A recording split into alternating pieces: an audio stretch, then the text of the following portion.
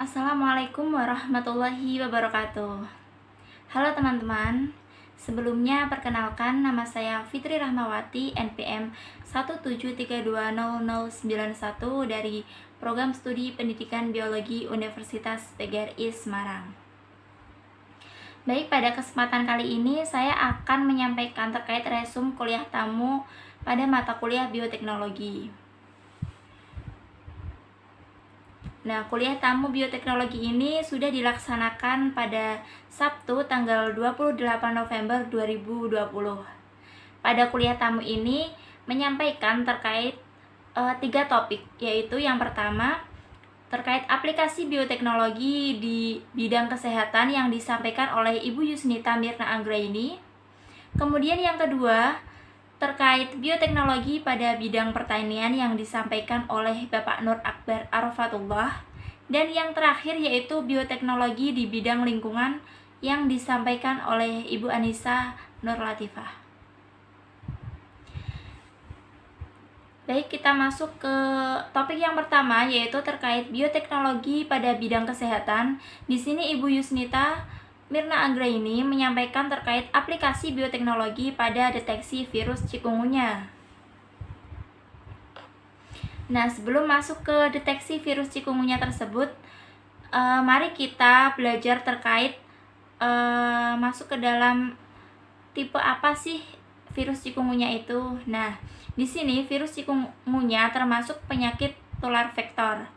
Nah, penyakit tular vektor yaitu penyakit yang ditularkan melalui nyamuk dengan penyebabnya yaitu virus, cacing maupun parasit yang lainnya. Nah, anehnya di sini penyakit tular vektor ini ditularkan tidak melalui orang ke orang, melainkan melalui arthropoda. Contohnya penyakit ini yaitu penyakit malaria, chikungunya, DBD, dan juga kaki gajah. Nah, penyakit tular vektor ini juga ada yang ditularkan tidak melalui nyamuk, melainkan melalui hewan lainnya, yaitu melalui kutu, lalat, tungau, dan yang lainnya. Nah, di sini ada penyakit tular vektor berdasarkan jenis vektor dari tipe patogennya. Nah, di sini terlihat ada 3 vektor yang sangat berpotensi untuk menularkan virus-virus ke orang Indonesia. Nah, vektor tersebut yaitu ada Aedes, Anopheles, dan juga Culex. Sedangkan penyakit yang bisa ditularkan oleh vektor tersebut yaitu chikungunya, dengue, lymphatic filariasis, ada yellow fever, ada Zika, malaria, dan yang lainnya. Seperti yang terdapat pada gambar ya. Baik, selanjutnya di sini ada arbovirus atau arthropod-borne virus. Nah, di sini telah dilaporkan bahwa di Indonesia itu ada sekitar 7 arthropod virus. Yang pertama ada virus Den atau virus dengue. Nah, pada Indonesia di sini sudah ditemukan sejak tahun 1968. Di mana virus ini telah dilaporkan sudah tersebar di seluruh kota di Indonesia. Kemudian yang kedua ada virus JE atau Japanese Encephalitis. Nah, virus ini dilaporkan telah ada di Indonesia sejak tahun 1960. Berdasarkan uji serologis, dilaporkan bahwa virus ini sudah menyebar di seluruh Indonesia. Kemudian yang ketiga ada virus WNV atau West Nile virus. Nah, virus ini dilaporkan telah ada yang positif, ada 2 orang yang positif di Rumah Sakit Hasan Sadikin Bandung. Selanjutnya ada virus MVE atau Murray Valley Encephalitis. Nah, virus ini telah ada di Indonesia itu sejak tahun 1972. Kemudian yang kelima ada virus Kun atau Kunjin. Nah, virus ini pun sudah ada di Indonesia sejak 1972. Kemudian ada virus EH atau Egghill. Nah, ini juga sama, telah ada di Indonesia pada tahun 1972 dan dilaporkan itu positif ada pada serum manusia di Samarinda, Kupang, dan juga di Papua. Kemudian yang terakhir ada Zika virus. Nah, virus ini telah dilaporkan ada di Indonesia sejak tahun 1978.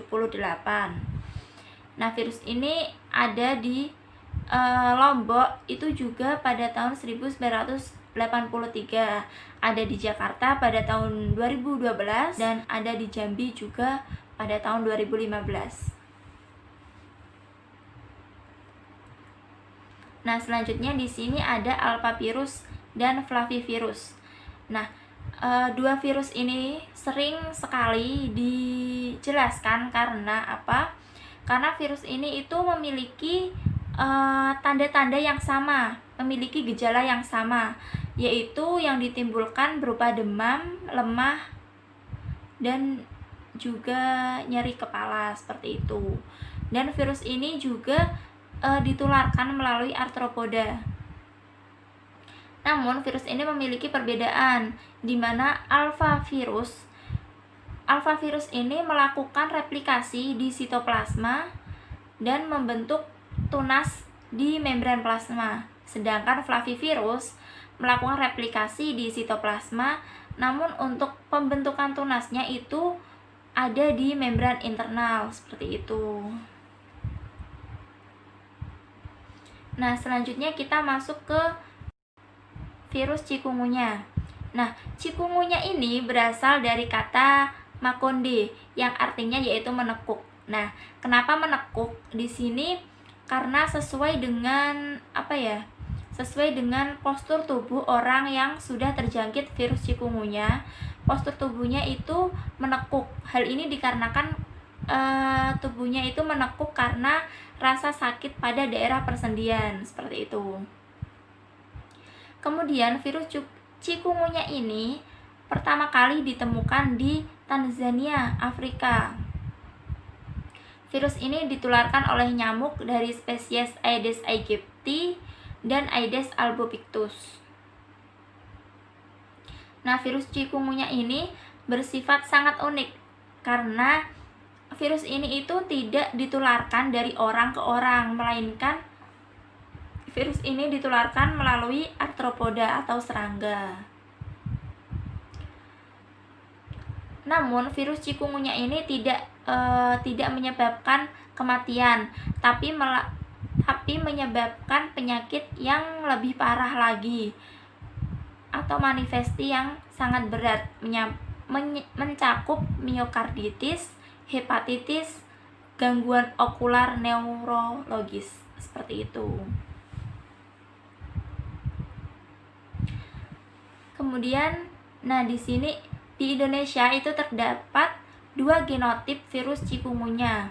Yang pertama yaitu SK genotip. Nah, genotip ini jika menjangkit di orang Indonesia, maka akan menyebabkan manifestasi klinis penyakit yang lebih parah pada penderitanya dibanding pada tipe ASEAN. Yang kedua ada tipe ASEAN. ASEAN genotip. Nah, ASEAN genotip ini sebaliknya dengan SK genotip. Jika ASEAN genotip ini menjangkit di orang Amerika, maka akan menyebabkan manifestasi klinis penyakit yang lebih parah lagi pada penderitanya dibanding oleh tipe SK. Baik, selanjutnya kita masuk ke agrikultural bioteknologi atau bioteknologi pada bidang pertanian. Nah, pada kuliah tamu ini topik bioteknologi pertanian disampaikan oleh Bapak Nur Akbar Arafatullah dari Departemen Mikrobioteknologi Pertanian Universitas Gadjah Mada. Nah, sebelum masuk ke bioteknologi pertanian, kita pahami dulu nih terkait bioteknologi. Nah, di mana bioteknologi itu merupakan teknologi yang menyangkut jasad hidup. Nah, bioteknologi ini termasuk ilmu lintas disiplin. Kenapa? Karena dalam mempelajari ilmu bioteknologi, di dalamnya kita juga akan mempelajari ilmu-ilmu yang lain seperti ilmu biologi, kimia, fisika, teknik, dan yang lainnya. Dan bioteknologi ini sejak zaman nenek moyang sebenarnya sudah dikenal istilah bioteknologi, yaitu melalui pemanfaatan proses fermentasi oleh mikroorganisme seperti dalam pembuatan wine, bir, dan juga cheese. Nah, dalam agrikultural bioteknologi atau bioteknologi dalam bidang pertanian, di sini kita pelajari dulu terkait alat dan teknik, subjek, dan hasilnya. Nah, alat dan teknik yang dapat digunakan dalam bioteknologi pertanian ini mencakup genetik, molekular marker, molekular diagnosis, dan juga kultur jaringan. Kemudian, subjeknya yaitu makhluk hidup, baik tumbuhan, hewan, maupun mikroorganisme. Dan hasil dari bioteknologi pertanian ini meliputi varietas tanaman genetik seperti rice, jagung, potato, dan yang lainnya.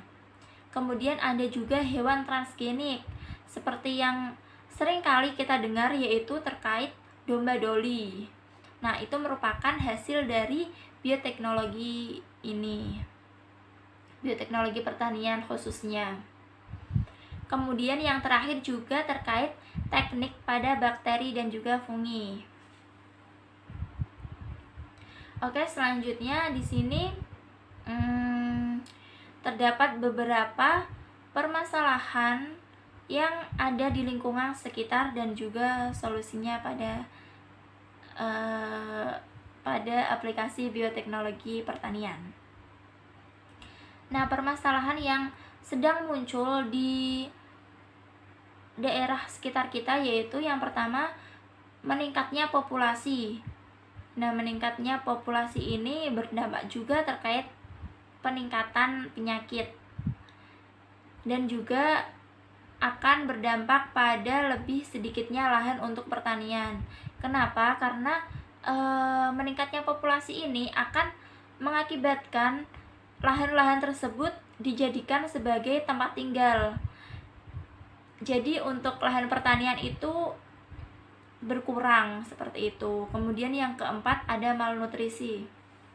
Nah, solusi yang bisa kita lakukan untuk mengatasi permasalahan-permasalahan tersebut diantaranya yaitu menghasilkan tanaman yang produktivitasnya lebih tinggi. Kemudian tanaman yang yang ketahanan terhadap penyakitnya itu lebih tinggi. Dan yang ketiga yaitu untuk lebih banyak mendapatkan nutrisi lagi. Kemudian ada pemanfaatan bioteknologi dalam pemecahan masalah tersebut. Yang pertama yang bisa dilakukan yaitu dengan kultur in vitro, baik dengan kultur sel, kultur jaringan, maupun dengan kultur organ. Kemudian yang kedua ada analisis genom. Nah, saat analisis ini kita bisa menganalisis genom mana yang dapat menguntungkan dan genom manakah yang akan merugikan. Kemudian yang ketiga yaitu manipulasi genom. Nah, setelah kita menganalisis tadi mana yang menguntungkan dan mana yang merugikan, di sini kita dapat memanipulasi genom. Tujuannya untuk mengurangi hal-hal yang dapat merugikan dan untuk memaksimalkan hal-hal yang dapat dimanfaatkan lebih seperti itu.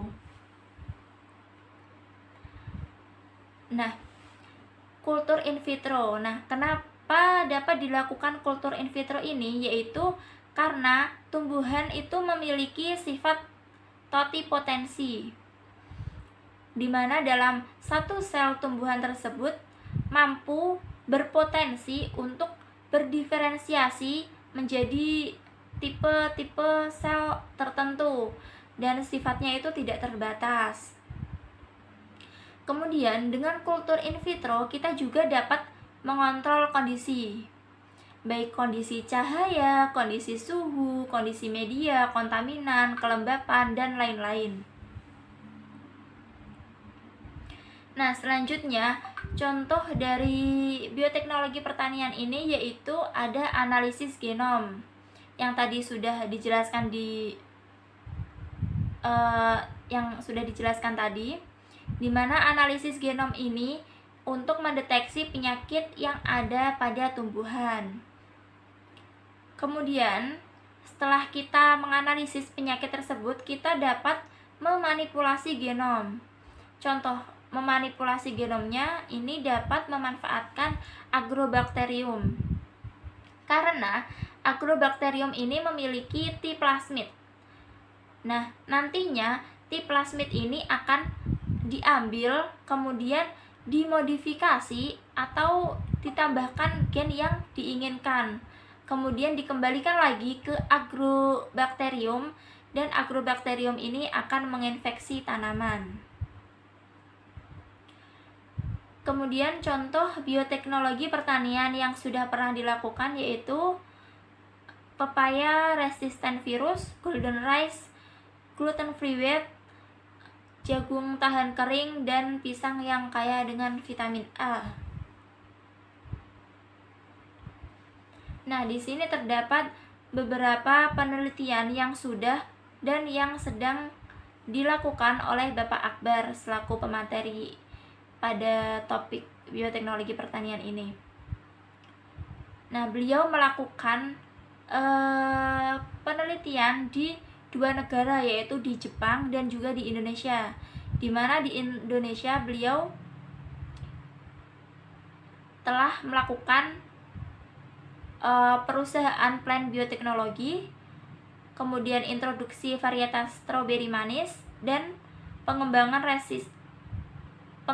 sistem teknik PCR dengan bekerja sama dengan partnernya di Jepang dan di Swiss. Kemudian penelitian beliau di Jepang yaitu antara lain ada efek heat shock pada induksi resistensi tanaman, kemudian ada pengembangan alat penyemprot air pada tomat dan tahan penyakit, kemudian ada sistem manajemen greenhouse otomatis, dan yang terakhir ada proyek kultifikasi stroberi dan workshop pembuatan tempe di Jepang. Baik, kita masuk ke topik terakhir terkait aplikasi bioteknologi di bidang lingkungan. Nah, topik ini disampaikan oleh Ibu Anissa Nur Latifah dari Departemen Teknik Lingkungan Universitas Islam Indonesia. Nah, bioteknologi lingkungan merupakan usaha untuk memproteksi dan memperbaiki permasalahan-permasalahan yang ada di lingkungan melalui aplikasi bioteknologi. Nah, pentingnya bioteknologi pada bidang lingkungan ini salah satunya yaitu untuk mengatasi polusi dengan cara bioremediasi, kemudian melakukan konservasi biodiversitas, biofuel, dan juga bioplastik. Kemudian di sini beliau menjelaskan terkait konsep yang mendukung dari ekosistem tanah. Nah, ada tanah matang atau tanah yang dikatakan subur. Nah, di mana tanah ini merupakan tanah yang memiliki banyak kandungan nutrisi. Nah, adanya nutrisi-nutrisi yang terdapat pada tanah ini dapat didukung oleh adanya proses biokimia yang terjadi di dalamnya. Kemudian ada juga tanah vulkanik. Nah, tanah ini itu biasanya dihasilkan oleh tanah yang telah terkena api vulkanik seperti itu. Nah, jadi tanah ini tidak memiliki kandungan karbon dan juga nitrogen. Selanjutnya ada proses pembentukan ekosistem mikroba di tanah yang belum memiliki nutrisi. yaitu contohnya seperti tanah vulkanik tadi, belum memiliki kandungan karbon dan nitrogen. Prosesnya yang pertama yaitu koloni mikroba pada substrat baru, kemudian yang kedua yaitu suksesi mikroba sebelum kolonisasi tanaman. Nah, di sini nantinya akan terjadi perubahan komunitas mikroba yang terdapat pada tanah tersebut. Kemudian yang terakhir ada suksesi mikroba setelah kolonisasi tanaman. Nah, di sini juga akan terjadi perubahan kembali terkait komunitas mikroba yang ada di tanah tersebut.